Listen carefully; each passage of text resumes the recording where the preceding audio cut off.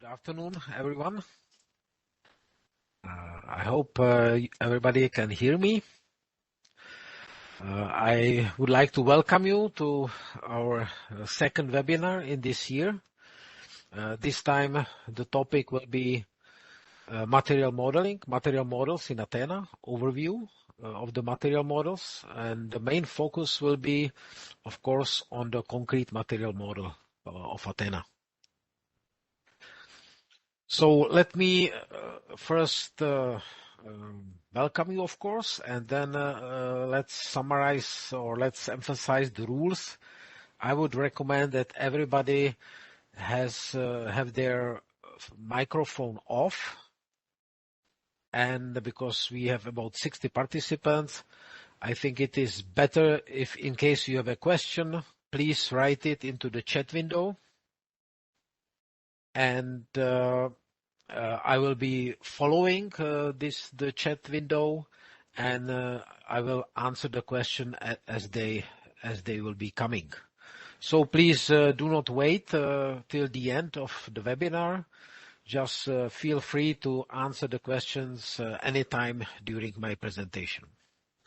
The presentation is recorded, and the recording will be available to all participants. In addition, it will be available on our YouTube channel. So I will start by sharing my screen and starting the presentation. So it is the second webinar this year, and it will be an overview of a theoretical background of Athena material models. If I briefly summarize the content of the seminar today. I'm sorry, I need to organize my screen a little bit here.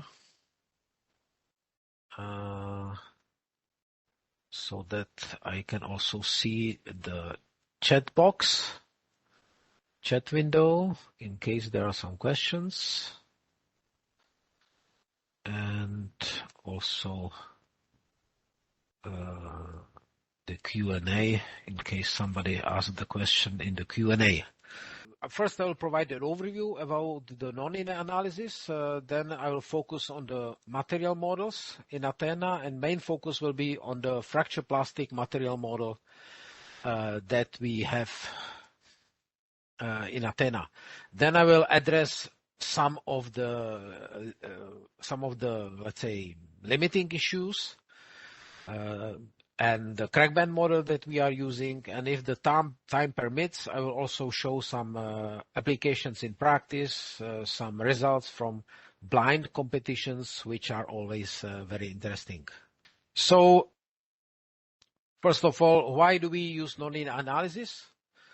This is because we want to have a deeper understanding of the structural behavior. Of course, it is not a replacement of engineering judgment, but more rather a supplement to engineering judgment and expertise.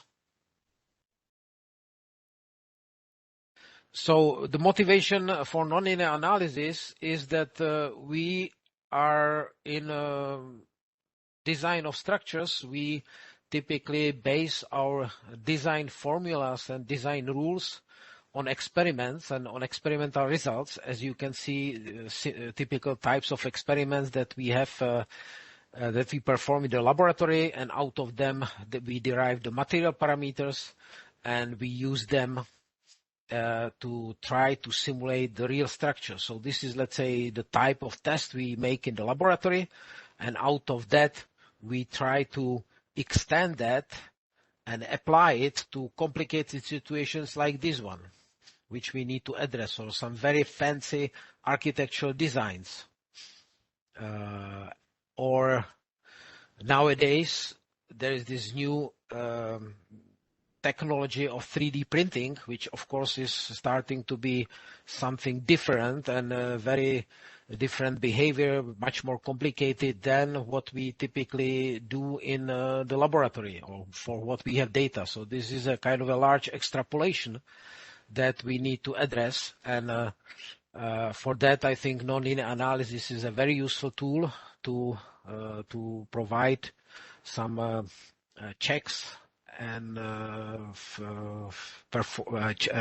verify that the structure will behave as expected in practice.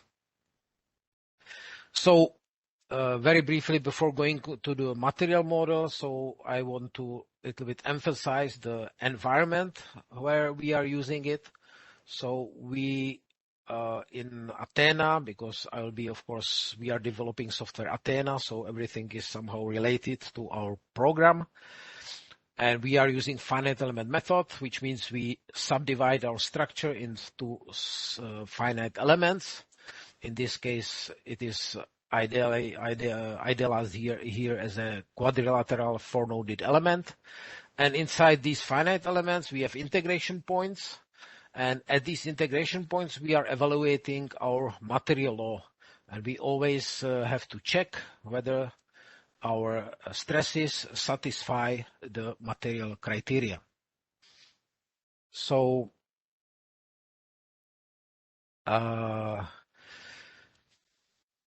in reality, we perform the analysis by increments. That means we are working or we are moving ourselves along this some kind of idealized load displacement curve. So we keep increasing the load.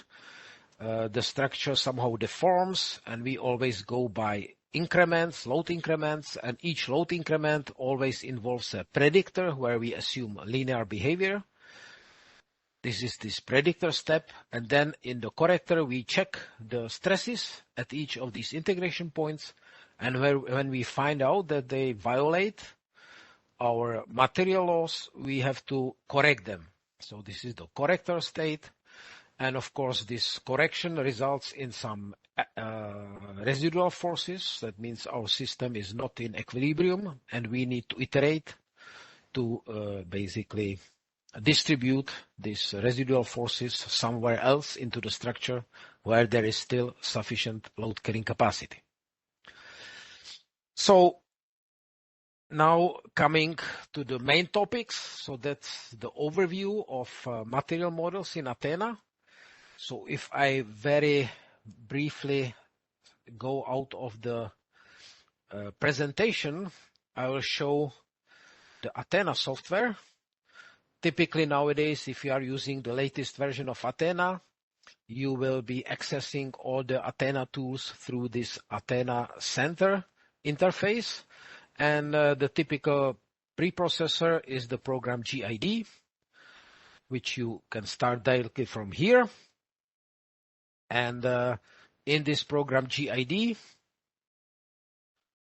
the main menu where you define material models is from this data menu, intervals, materials, and there is a kind of a library of materials. So of course we have elastic materials, then we have steel materials for von Mises, concrete material, which will be the main focus.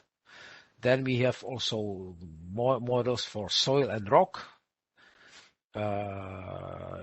shell beam elements, then model for reinforcement, interfaces, springs, and that's it. These are just some additional commands here. So we'll be focusing in my presentation today on this concrete material. And if you open this concrete library or class of materials, you see the main materials here. The main material, which will be also the main focus of my talk today, is the cementitious 2 material. But it has several versions. I'll come to that later. But we have other materials, like for instance the microplane material is the version M7 from Professor Bajant. And as beta material, which for those of you who remember how Athena started, it actually goes back almost 30 years now. And it started as a 2D plane stress concrete model in a software which was called as beta at that time. Those of you who are from Germany, you maybe can appreciate the abbreviation. It meant Stahlbetonanalyse. Yeah? So this is here just for compatibility to the old version. So if I go back, so this is just to understand where these materials are located in the software. So if I go back now to the presentation. So I'll be focusing on the cementitious 2 material, but just to give you an idea, we have also the variable version and this user version. This variable is basically a user extension, which allows the user to define material properties dependent on time. This is useful to simulate aging or hardening of the material. And then there is this user material that you can use where you can define some user-defined hardening and softening, and it is useful for fiber-reinforced concrete or these new composite materials like strain hardening, cementitious composites, and so on. I see there are some questions.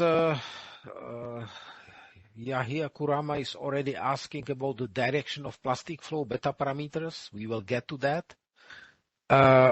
So we have also Drucker-Prager model,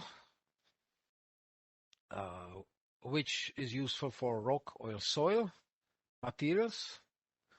And then we have Microplane model. I'm sorry, here it's M4 that used to be. Now we have also the Microplane version 7. And von Mises material is used for steel. So as you can see, of course, a focus of Athena is for simulating brittle materials, mainly concrete. But of course, sometimes it is important to simulate the connection to foundation or embedment of some steel elements.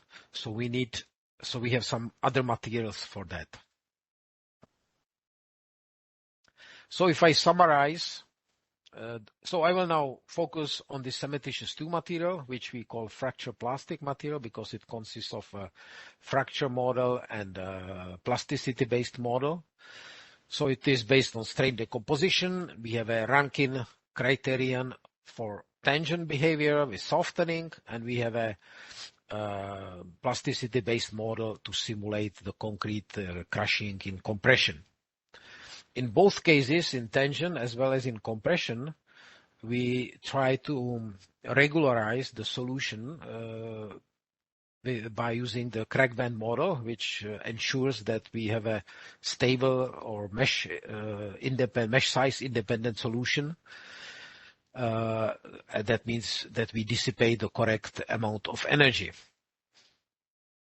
Well, now what does this crack band means? So, well, we have this crack band, which we use for tension, and let's say analogically, we use a similar approach also in compression.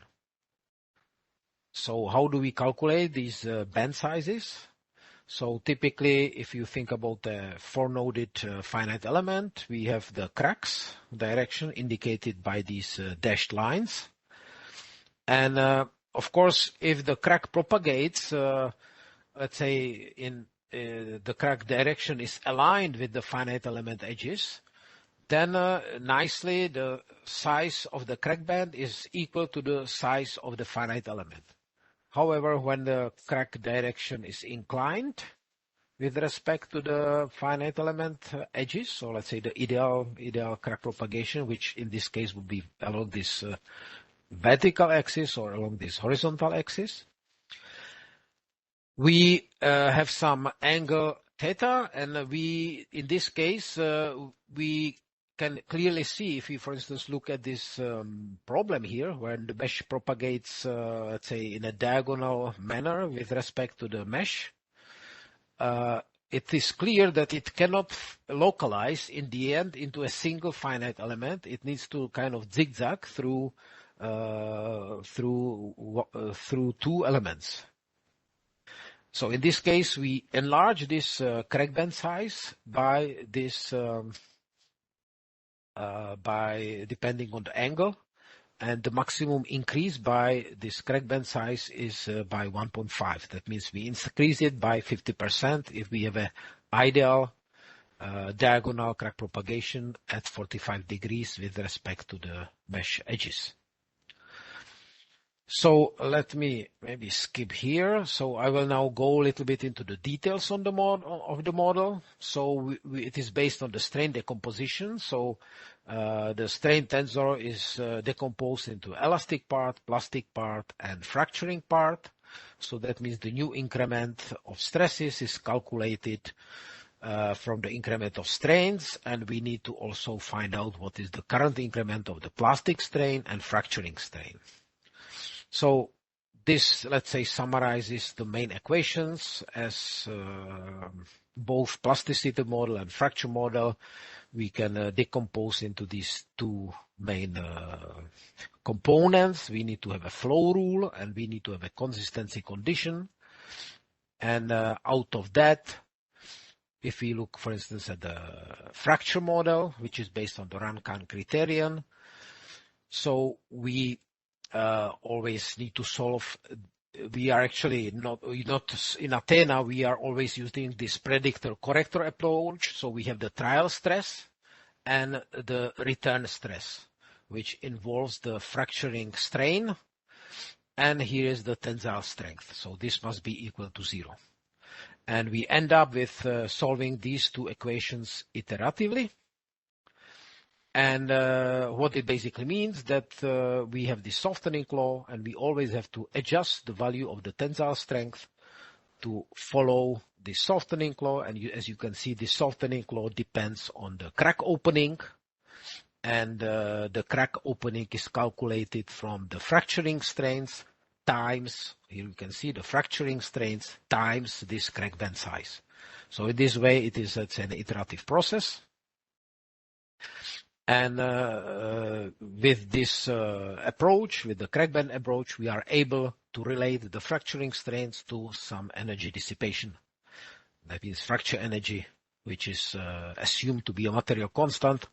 Of course, those of you who are working with experiments, they know that this is not really easy to determine the fracture energy, and depending on the test, you can obtain different results. On the other hand, this is true with all of our material parameters like Young's modulus, tensile strength, and compressive strength. It is somehow agreed on that certain tests will provide these values, but I think it is quite well understood that depending on the test, you can obtain quite different values. So in the plastic model, we also use this predictor-corrector approach. So we also have this trial stress, which is the prediction, which may be outside of our failure surface, and then we need to return the return direction, and this is defined by the flow rule, which you can see here. So again, we are using always in both models this predictor-corrector approach, which provides quite a stable solution. And now how we define this, our failure criterion. Well, what I have described here, this predictor-corrector approach, this is also valid for the Drucker-Prager model, also for the plasticity models. Both models work the same way. But if we talk about concrete, we are using this Menetre-Willem material model, which is based on the 3 parameters: compressive strength, tensile strength, and this eccentricity. And mathematically is defined by these formulas. So now about the plastic potential, which defines the flow rule, basically the return direction. So we are using this form of this plastic potential, which you see here is controlled or is defined by this beta parameter, which was also one of the questions. Okay, so I think it will be easier.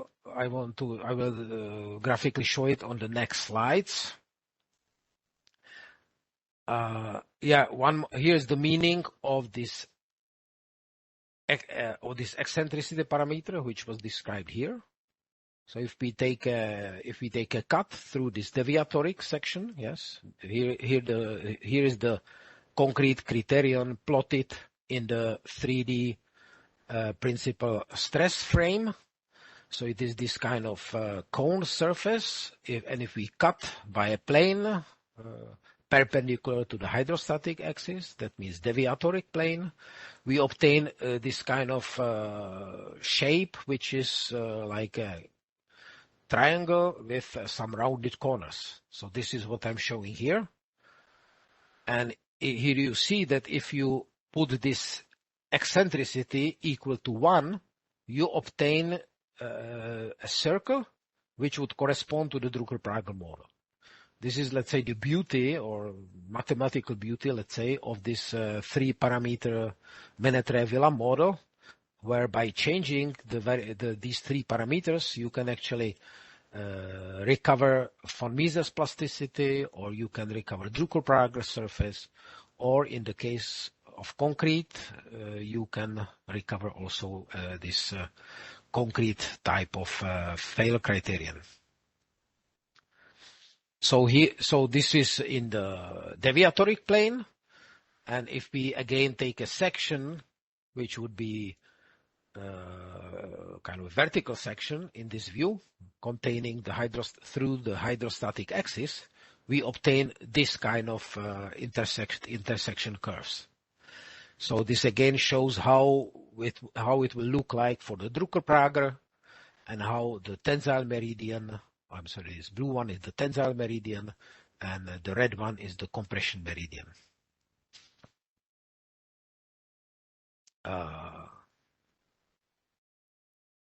So that means tensile meridian is such that it passes through the tensile strength, and compressive meridian is such that it passes through the uniaxial compressive strength. Now about the meaning of this return direction, which is controlled by this beta parameter. So if I again plot this surface, this plasticity surface in this Rendulic plane, that means the plane containing the hydrostatic axis, which is basically first stress invariant, and the deviatoric stress, which is by this second deviatoric invariant. So this intersection will be this kind of shape. We'll have this kind of shape, and we need to understand that we need to take into account the hardening phase, and then of course the softening phase.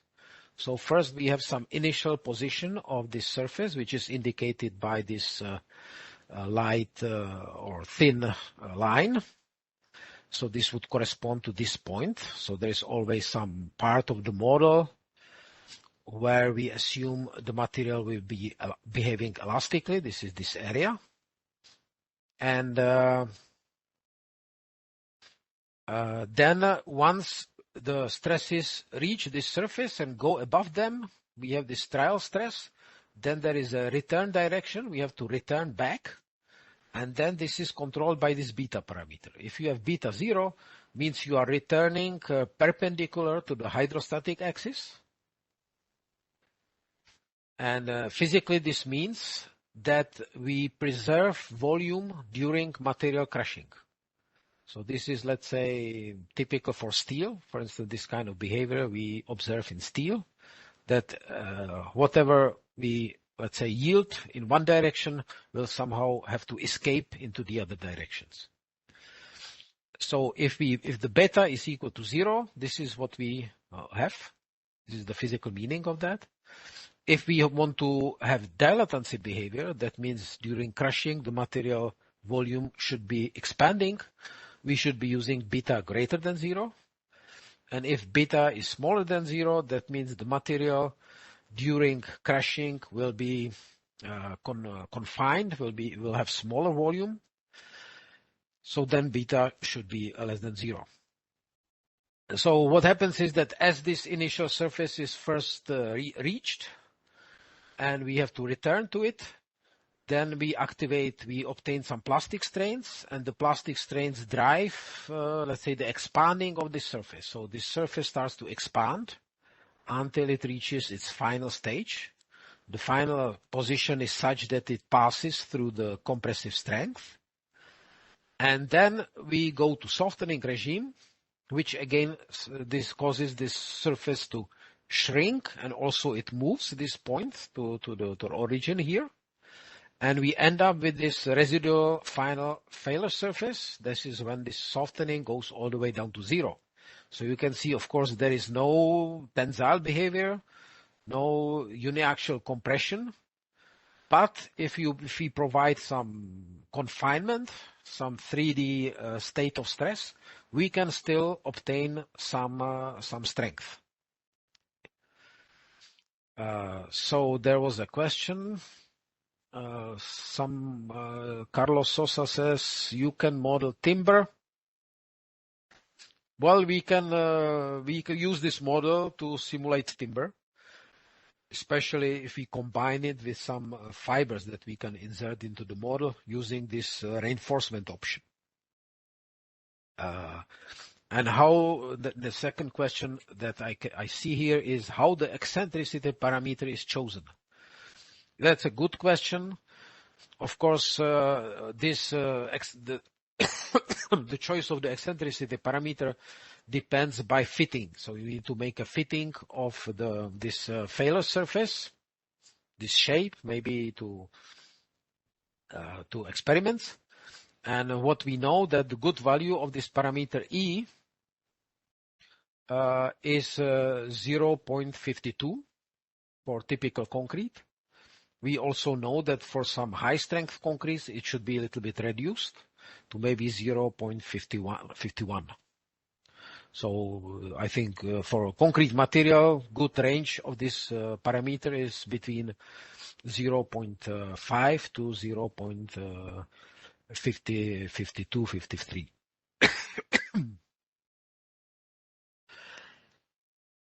So we need to solve these two models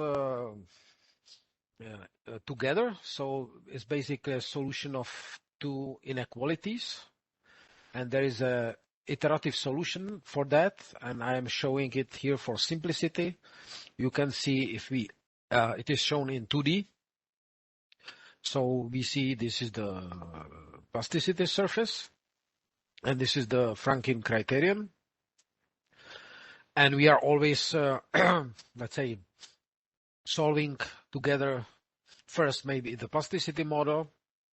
Then we see we were outside here, so we need to correct to the Rankine criterion. And then in the end, let's say by several iterative solutions, we will end up with this kind of solution, that there is some fracturing, cracking, opening, and then maybe some sliding due to some plastic strains. So together, this may be a result if we are at this is, let's say, maybe the situation if we are at this critical corner. Of course, if we are somewhere here, then only plasticity model is activated. If we are somewhere here, then we have a pure cracking behavior.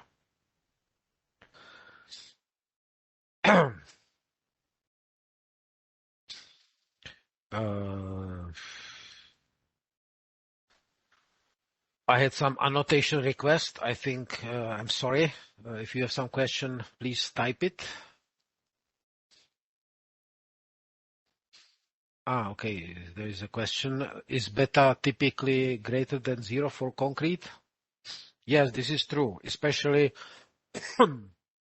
if you are close to the uniaxial compression situation. Then we know that during the crushing, the material volume is increasing. So in this case, the parameter beta should be greater than 0. So from fitting experiments, I think we observed that it could be good value would be 0.7 or even 1.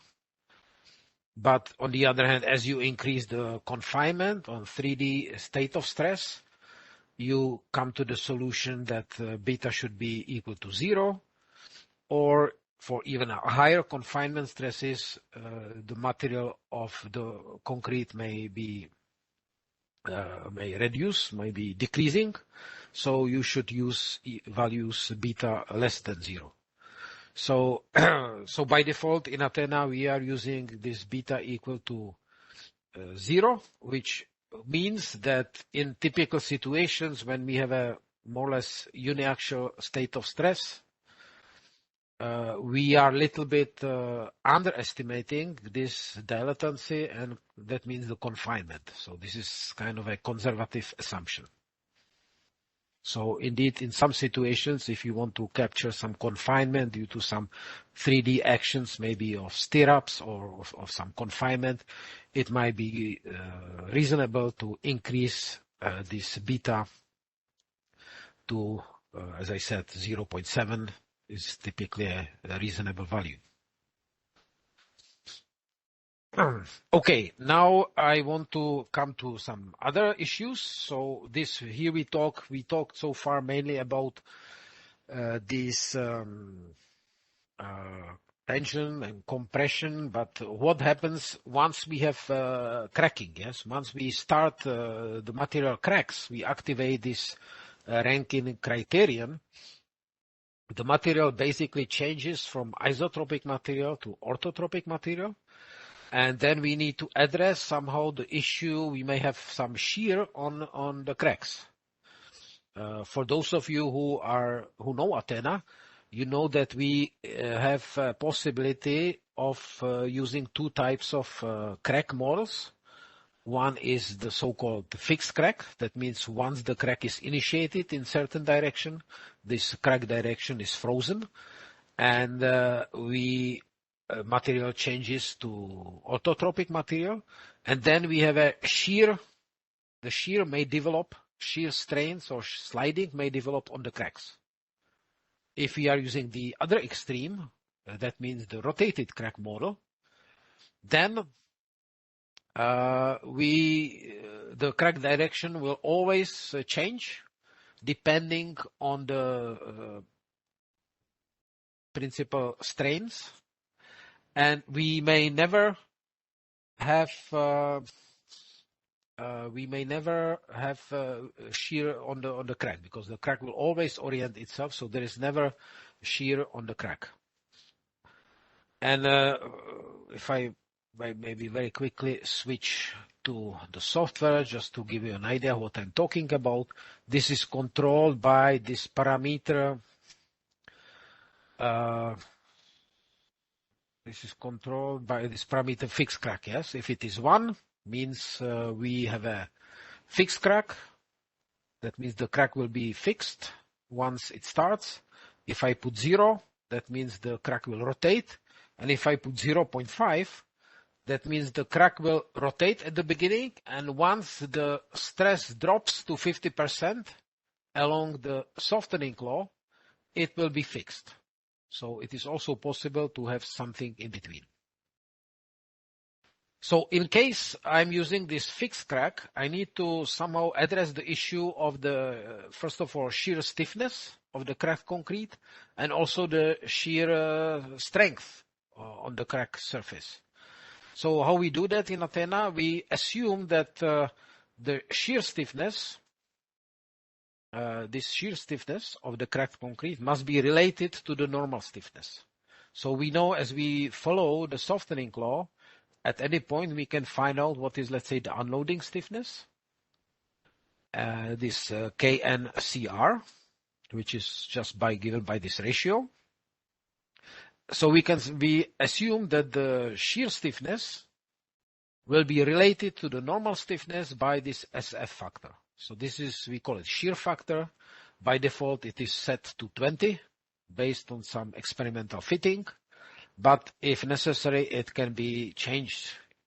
Especially we are finding that in some situations, especially if there is, let's say, reinforcement, it might be useful to increase this shear factor even, let's say, to 100 In some cases, we observed even good results with 400.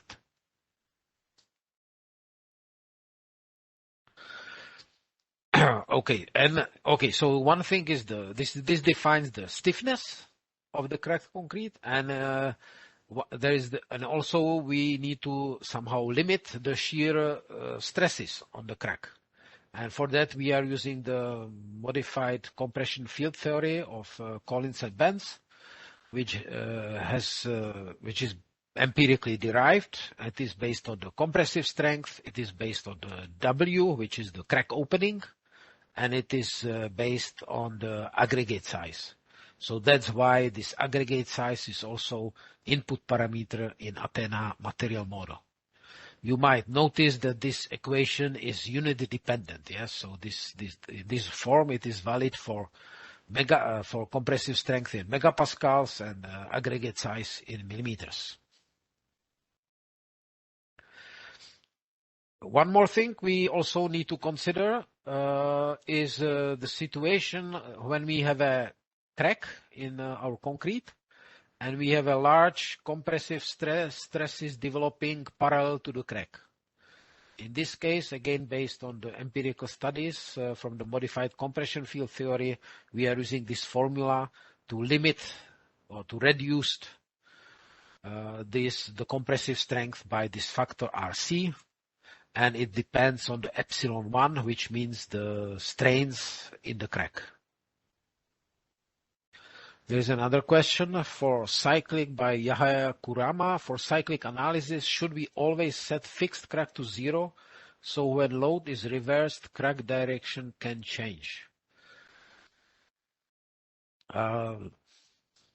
Actually, not really. I think it's better in our analysis. I usually use the fixed crack model for cyclic analysis.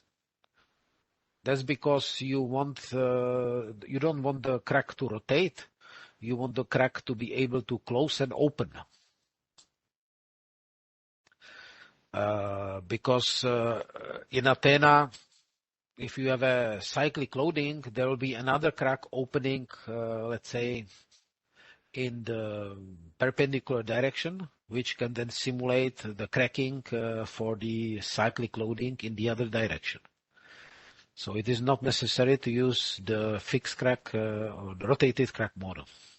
I know some people, also in Athena, prefer to use the rotated crack model, but to tell the truth, I personally usually prefer the fixed crack model.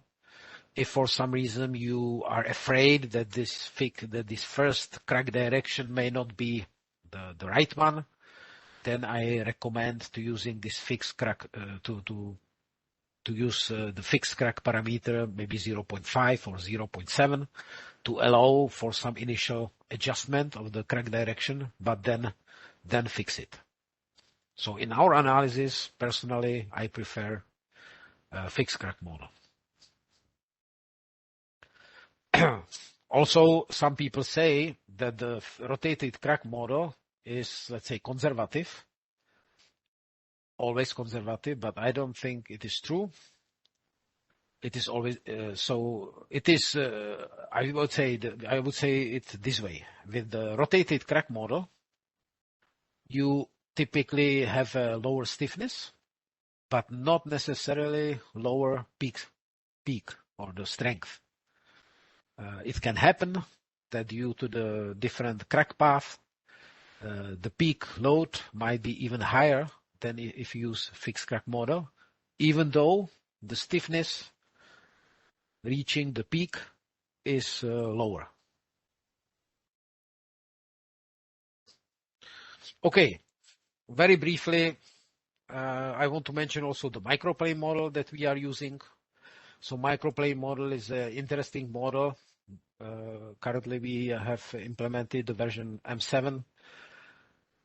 And that's because it doesn't define the stresses and strains, the relation between the stresses and strains in terms of tensors or macroscopic tensors, but it defines the behavior of the material as a behavior on planes, on surfaces inside the material. So this is a little bit easier because then we have vector of strain and vector of stresses on each plane.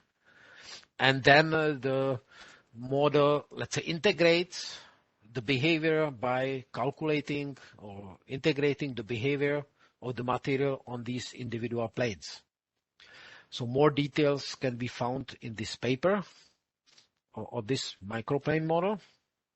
Maybe I'll also mention one recent paper by Zdeněk Bažant, which I am finding interesting, where he compared the various classes of the material models, which are now being, let's say, extensively discussed in the literature, especially these peridynamics models and phase field models.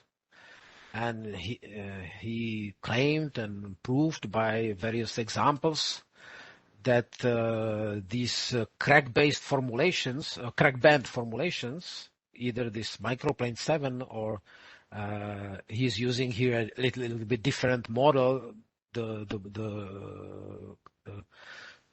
damage plasticity model by Grassel, but in a sense, in principle, it is a similar model to the Athena model. So only these two models, let's say, provide consistently correct results in at least the range of the models of the problems that he tested. So to have now I'm, let's say, moving from these mathematical models, maybe very briefly show some examples at the end, some practical applications. And before doing that, okay, is there any question? No, there is no question. So we need, of course, in addition to concrete material model, we need to have some models for interfaces. We need to address the issue of reinforcement in concrete structures, of course, very important one. Just to summarize, in Athena, we have these, let's say, two models. One is a smeared model. This smeared reinforcement model allows you to define some strength, some reinforcement in certain directions, and in this way you can create kind of a composite material. This goes back to one of the questions previously about the timber.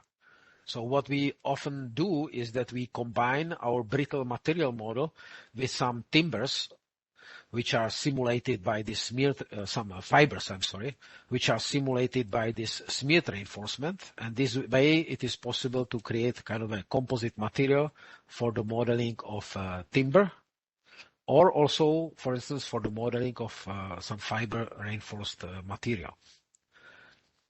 Or this smeared reinforcement is also useful when you have a structure which is maybe a slab, which is reinforced by some ties or beam with stirrups, and you don't want to model each stirrup in your structure because you will end up with a lot of, let's say, a lot of trusses in your model.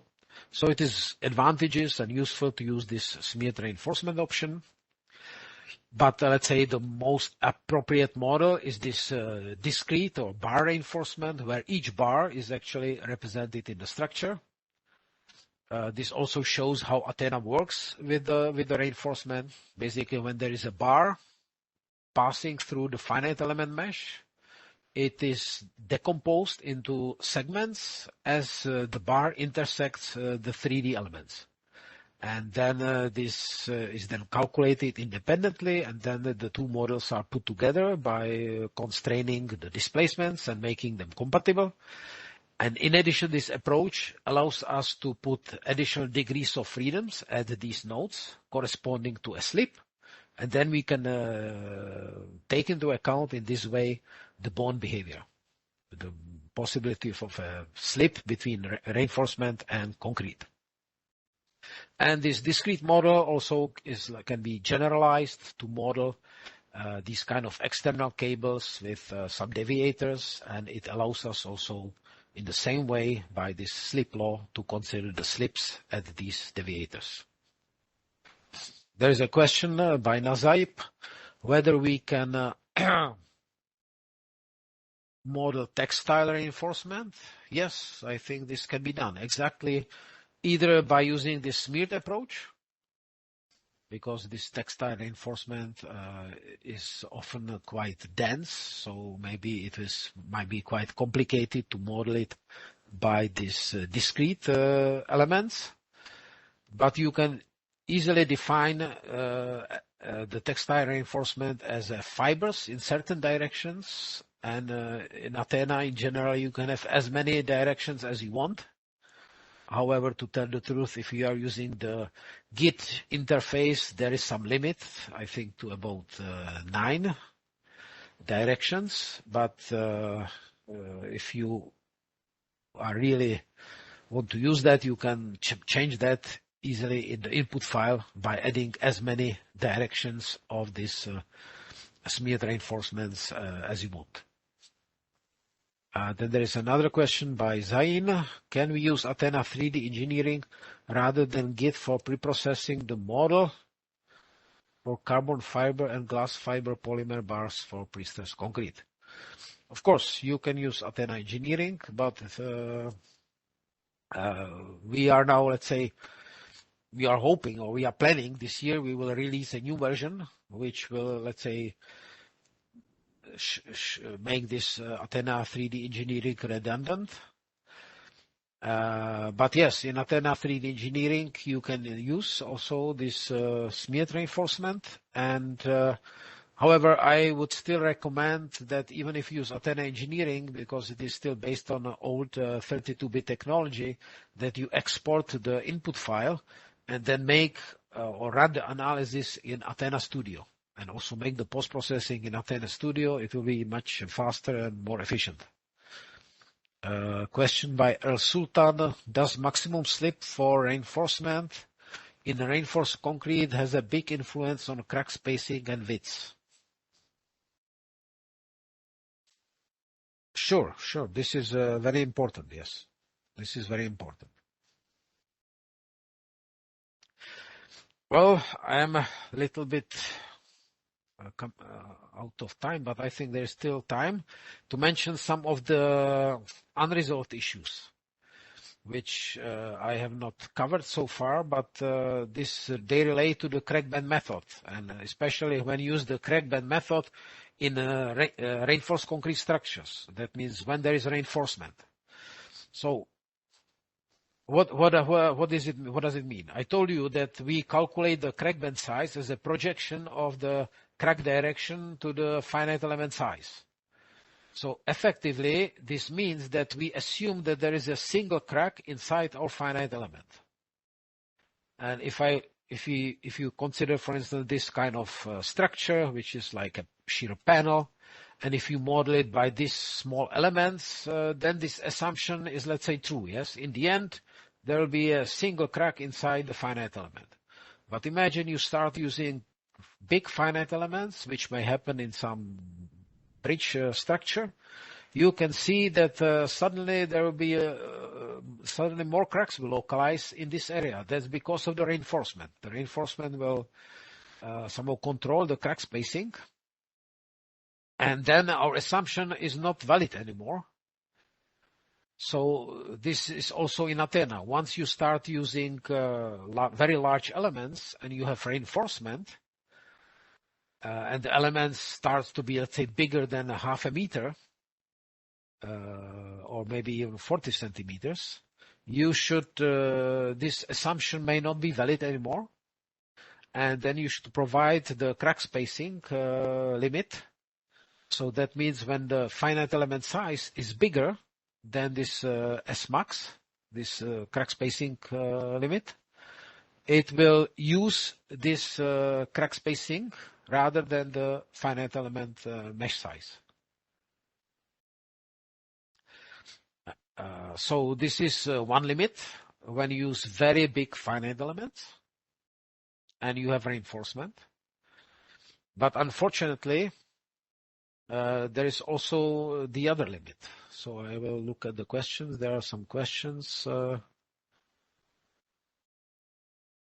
Microplane material, Sultan is asking, is mainly for plain concrete? Not really. You can use microplane also for reinforced concrete. and using this smeared option or discrete option in Athena, it is compatible. They can be combined with microplane model as well.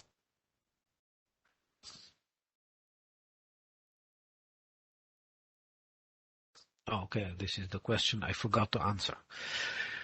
Okay, so I told you that there is this limit when we use big elements, then the crack spacing might be smaller than the element size.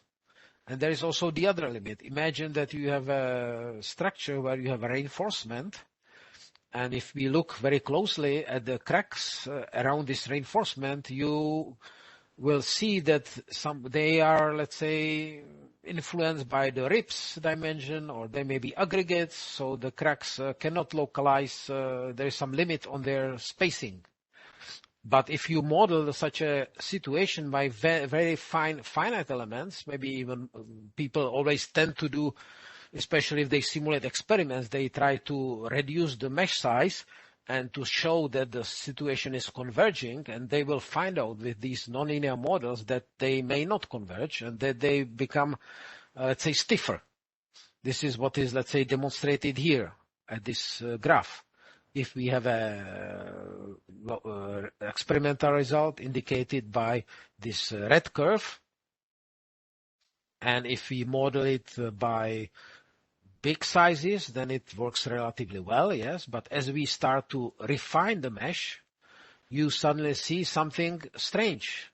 You see the elastic behavior is, let's say, good, but once we start to have the cracking, you may see that we observe something different from what we would expect. As we refine the mesh, we don't get softer solution, but we get stiffer solution. And that's because if you have this kind of bar inside concrete, when you start pulling, a lot of microcracks will initialize, and all these microcracks will start dissipating energy. And in reality, there cannot be so many microcracks because maybe there are aggregates, there are ribs. The cracks will not localize in so close to each other. So in reality, there is some limit. But in this analysis, you have a lot of microcracks, a lot of energy dissipation, so you end up with a stiffer solution. So unfortunately, the only solution is to introduce a limit also on the other side. So when the finite element size is smaller than certain crack spacing limit, which may be given by the aggregate size, then this minimum crack spacing should be used. So this is now also some of the parameters available in Athena.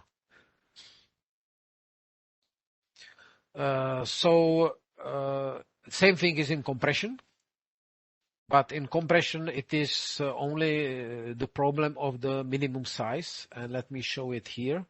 So if you, for instance, model a cylindrical compression test just by single element, this crack band approach works nicely. But once you start modeling these cylinders by very small elements, you will end up with a similar situation that we have to realize that in compression, it can never happen that the compression localizes into a single element. It will always involve more elements. So in this case, again, this crash band limit, the bottom one, needs to be used. So that's why we have now these limits. And in Athena, this crash band limit, crash band is only on the bottom side. That means when you use very small elements. And what is the good value for this crash band limit? If you look at the experiments, typically you see that this crash band size is somehow controlled by the minimum dimension of the element. So I recommend to defining this crash band size min as a minimum size of this element. So for instance, if you have a beam, so the thickness of the beam, if you have a column, the minimum thickness of the column, if you have a slab, also the minimum dimension of the slab. It is a little bit unfortunate that we need to have these parameters, but this is unfortunately the case, because we need to understand that these material parameters that we are using, like the compressive strength, tensile strength, fracture energy, they were derived by experiments. Again, I come back to this first slide, and these experiments are typically small. Let's say the compressive tests or tensile tests are typically dimensions of, I don't know, 15 centimeters, 10 centimeters. And that means our material parameters are basically derived for these sizes, and they work very well for these sizes. So that means also when we have finite element sizes around 10, 20 centimeters, it works well. And when we start deviating from them, then we need to make some adjustments. For large elements, define this crack spacing maximum. How to define it? This is, of course, a little problem. On the other hand, in most codes, you have a formula in the crack width calculation, at least in the Eurocode, for instance, or the FIB model code, that allows you to estimate the crack spacing. If you don't want to use such a formula, I recommend easy approach is to define it as or to have a good estimate as a distance of typical distance of reinforcement spacing. And in case of compression, this minimum value again can be derived from the minimum size of this structure element. Okay, let me look. There are some questions.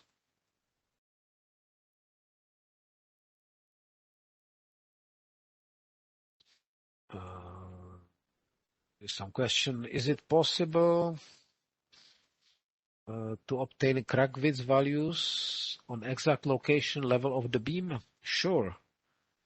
This is possible. That's what Athena provides this output.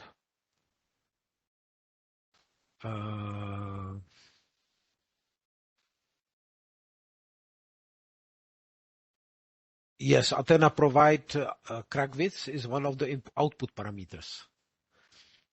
So that was the question from El Sultan. There is a question from Zaid. It means decreasing the mesh size, more opportunities to visualize the small and micro cracks. Yes, this is true. By decreasing the mesh size, you have opportunities to visualize the micro cracks. But on the other hand, we need to understand that if you reduce the mesh size, then I think your model should also consider the aggregates, yes, and different material properties for different locations of the mesh. So that's why once you go to very fine elements, you should start actually using different material properties, maybe modeling the aggregates, in order to have a correct crack spacing. And maybe you need then to have a different material if the crack is inside the aggregate or if the crack is inside the matrix. And if we are using these macroscopic values of tensile strength and fracture energy, then we should not go to these small finite elements. Or we can, let's say, remedy that. If we go to these small finite elements, still we should say that the crack spacing is, let's say, somehow bigger, so that we still obtain the correct energy dissipation. Well, I am finishing my presentation with showing some recent development in Athena for modeling of 3D concrete printing. What I'm showing is some structure, and the reason we developed this model is to be able to predict if the printing is too fast or the curve of the structure is too wild, so we may have a collapse. So this shows, the top video shows if we have a printing speed of 20 centimeters per, or 2 centimeters, I'm sorry, per second. It works well, but if I increase it 10 times, so I have 20 centimeters per second, then this structure cannot be printed. In this model, of course, we need to consider the strength development in time to be able to capture these effects. So you see this bottom model, which is a higher printing speed. The material does not have enough time to harden. We obtain a collapse. Just for information, this is kind of a structure which was printed. It was even exhibited here in Prague and tested in the laboratory. So this is just a final slide to summarize some of our latest development. So I don't know if there are some more questions. I hope I answered everything that was in the chat window.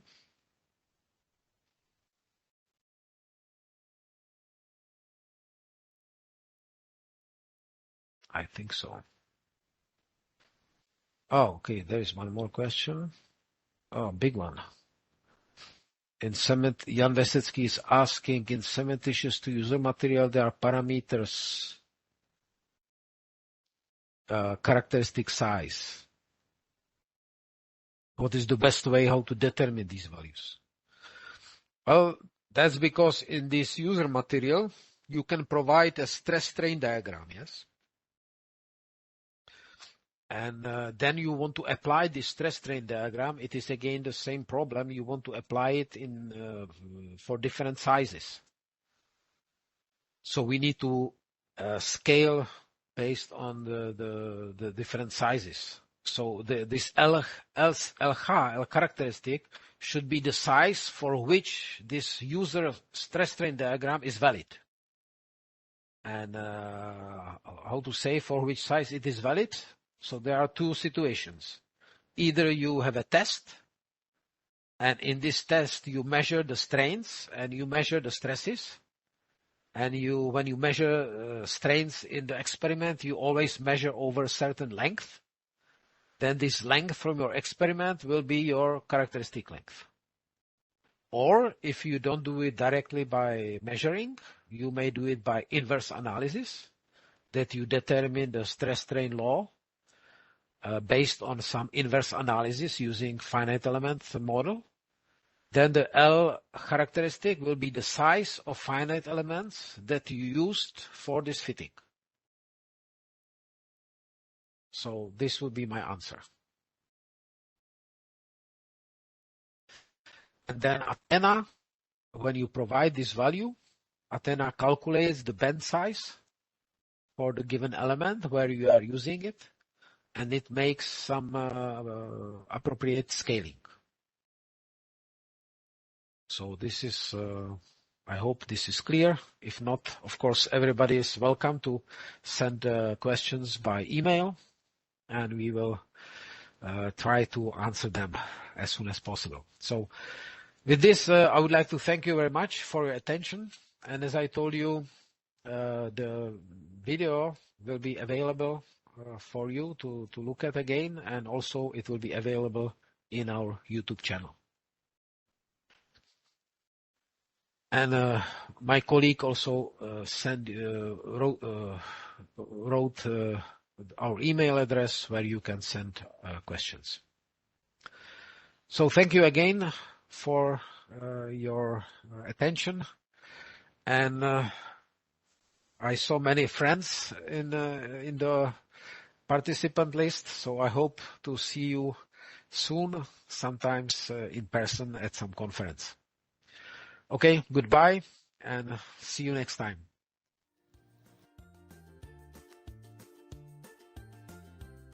Athena program produced by Chervenka company. You can find us via the website and download the program from it, or on YouTube by name Chervenka Consulting, or in Facebook by name Athena. Finally, we thank you for your attention, and for any inquiries, please don't hesitate to contact us. Have a nice day. Bye bye.